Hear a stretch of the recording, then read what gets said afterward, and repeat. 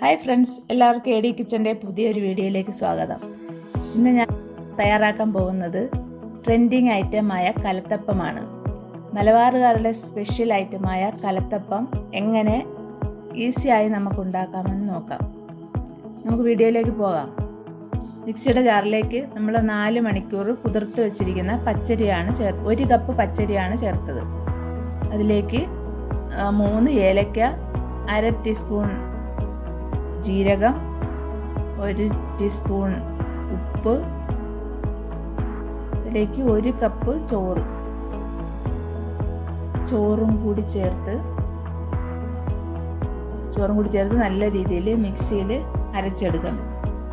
1 cup വെള്ളം ചേർത്ത് നല്ല ലൂസായി അരച്ചെടുക്കണം. ആ അരച്ചെടുത്ത ബാറ്ററിലേക്ക് നമ്മൾ 1/4 കിലോ ശർക്കര പാനിയാണ് തയ്യാറാക്കിയത്.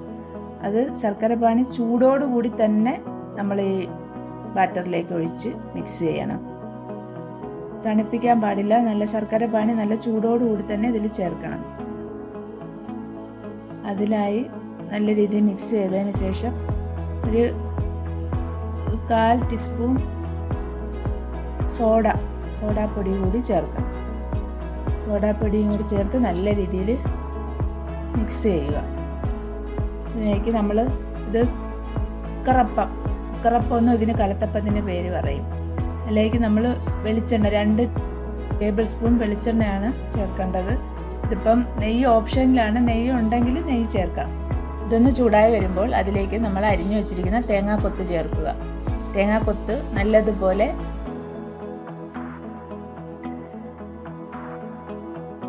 അതായത് നല്ല രീതിയിൽ ചുമന്ന് വരുന്നത് വരെ, ബ്രൗൺ കളർ ആകുന്നത് വരെ തേങ്ങാക്കൊത്ത് മൂക്കണം.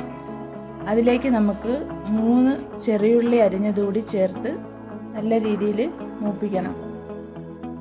ചെറിയുള്ളിയും തേങ്ങാക്കൊത്തും കൂടെ നല്ല പോലെ മൂത്ത് വരണം. ആ സമയത്ത് കുറച്ച് ഫ്രൈ ചെയ്ത തേങ്ങാക്കൊത്തും ഉള്ളിയും നമ്മൾ കോരി മാറ്റി വയ്ക്കുക. ഇതിലേക്ക് ഞാൻ കുറച്ച് കാഷ്യൂനട്ട് കൂടെ ചേർത്തിട്ടുണ്ട്. ഓപ്ഷണലാണ്, അത് വേണമെങ്കിൽ ചേർത്താൽ മതി. അതിലേക്ക് നമ്മൾ കലക്കി വെച്ചേക്കുന്ന ബാറ്റർ ചേർക്കുക. അപ്പോൾ നമ്മൾ തേങ്ങാക്കൊത്ത് മൂപ്പിച്ച് വെച്ചിരിക്കുന്ന കുറച്ച് മാറ്റി വെച്ചിരുന്നില്ലേ, അത് ഈ സമയത്ത് നമ്മൾ ഈ ബാറ്ററിൻ്റെ മുകളിൽ നല്ല രീതിയിൽ എല്ലാ ഭാഗത്തും എത്തത്തക്ക വിധം സ്പ്രെഡ് ചെയ്ത് കൊടുക്കുക. അതിനുശേഷം നമ്മൾ കുക്കർ അടച്ചു വയ്ക്കുക. കുക്കർ വിസിലിടാതെ 1 മിനിറ്റ് ഹൈ ഫ്ലെയിമിലും 10 മിനിറ്റ് ലോ ഫ്ലെയിമിലും കുക്ക് ചെയ്ത് കഴിയുമ്പോൾ നമുക്ക് സോഫ്റ്റായ കലത്തപ്പം റെഡി.